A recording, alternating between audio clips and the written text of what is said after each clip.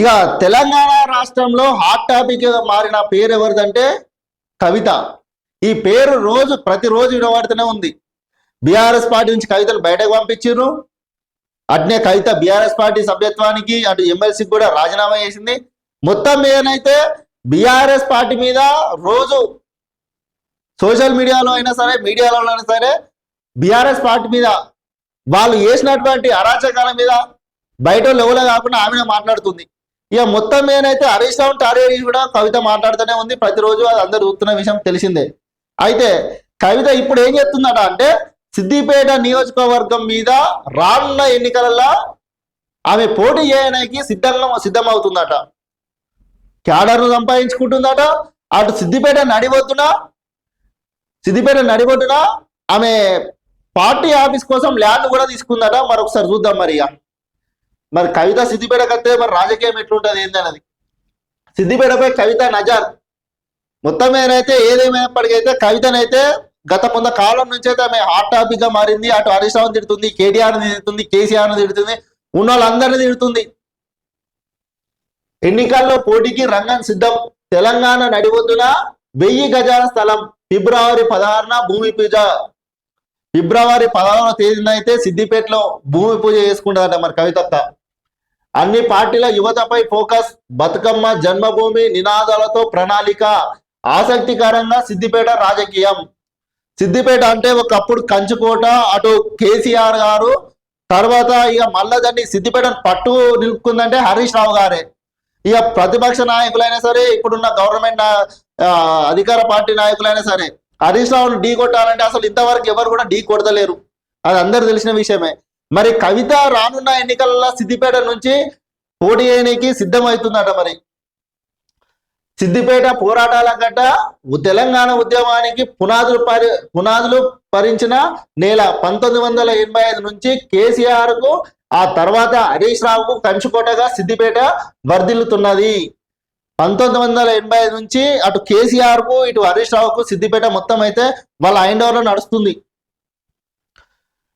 కేసీఆర్ తో హరీష్ రావుతో పోటీ పడి డిపాజిట్ దక్కించుకోవడమే విజయమని ఇతర పార్టీలు భావించే పరిస్థితులు ఉన్న నేపథ్యంలో కేసీఆర్ బిడ్డ తెలంగాణ జాగృతి అధ్యక్షురాలు కవిత సిద్దిపేట గడ్డపై దృష్టి సాధిస్తున్నారు. మొత్తం మీదనైతే ఇక్కడ వాస్తవానికి చెప్పాలంటే కేసీఆర్ తర్వాత హరీష్ రావే సిద్దిపేట గడ్డను పాలిస్తున్నారు. వాళ్ళను ఎదుర్కొనే శక్తి అసలు ఎవరికి కూడా లేకున్నది. ఎందుకంటే ఏ పార్టీ నాయకుడు కూడా వాళ్ళ మీద డిపాజిట్ కూడా దక్కించుకోలే ఇన్ని రోజుల నుంచి, ఎన్నిసార్లు ఎన్నికలు జరిగినా.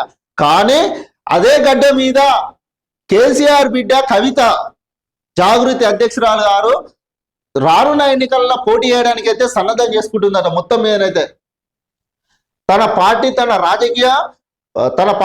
రాజకీయ ప్రస్థానానికి కేంద్ర బిందువుగా సిద్దిపేటను మార్చుకోవడానికి సన్నాహాలు చేస్తున్నారు. ఇందులో భాగంగా ఉత్తర దక్షిణ తెలంగాణ ప్రాంతాల మధ్య భాగంలో ఉన్న సిద్దిపేటను ప్రధాన భూమికగా మార్చుకోవడానికి ఎంపిక చేసుకున్నట్లు సమాచారం. మొత్తం మీద ఏదేమైనప్పటికీ ఆమె ఇక సిద్దిపేట మీద ఫోకస్ చేసి సిద్దిపేట నుంచి పోటీ చేయాలనే యోచనలు అయితే సన్నాహాలు చేసుకుంటుందట. ఇక ఫోకస్ అయితే పెట్టినట్టు తెలుస్తుంది క్లియర్ గా. ఈమె గతంలో కూడా హరీష్ రావును ప్రతిరోజు తిడుతూనే ఉంది, ట్రబుల్ షూటర్ కాదు బబుల్ షూటర్ అని. మరి అదే బబుల్ షూటర్ మీద పోటీ చేయడానికి సిద్ధమవుతుందట.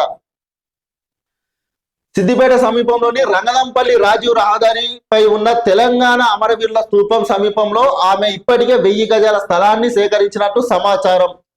సిద్దిపేటకు సంబంధించి అమరవీరుల స్తూపం ఉంటది కదా, ఆ స్తూపం సమీపంలోనే ఒక 1000 గజాల స్థలం కూడా తీసుకుందట. సిద్దిపేటకు మెయిన్ సెంటర్ అంటే రంగనంపల్లి అమరవీరుల స్తూపం, దానికి సమీపంలో.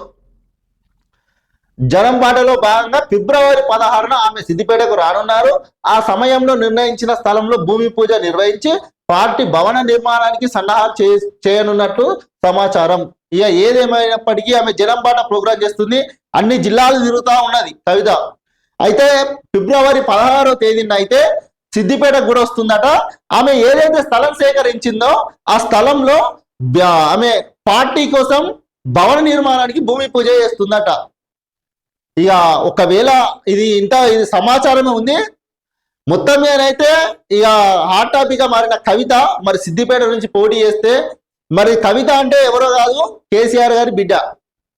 మరి కేసీఆర్ గారిని చూసి గతంలో కేసీఆర్ ముఖం చూసి హరీష్ రావుని గెలిపించారు. మరి అదే కవిత ఇప్పుడు సిద్దిపేటలో పోటీ చేస్తే మరి అటు కేసీఆర్ అల్లుని గెలిపిస్తారా, మరి ఇటు కేసీఆర్ బిడ్డని గెలిపిస్తారా? ఒకవేళ కవిత ఈయన ధీటుగా నిలబడి హరీష్ రావును ఎదుర్కొనే శక్తి కవిత దగ్గర ఉన్నదా? మరి కేవలం మీదికేనా? మీది మంత్రం లాగానే తూతు మంత్రం లాగా మీదికి ప్రెస్ మీట్లకు ఫోటోల మందమేనా?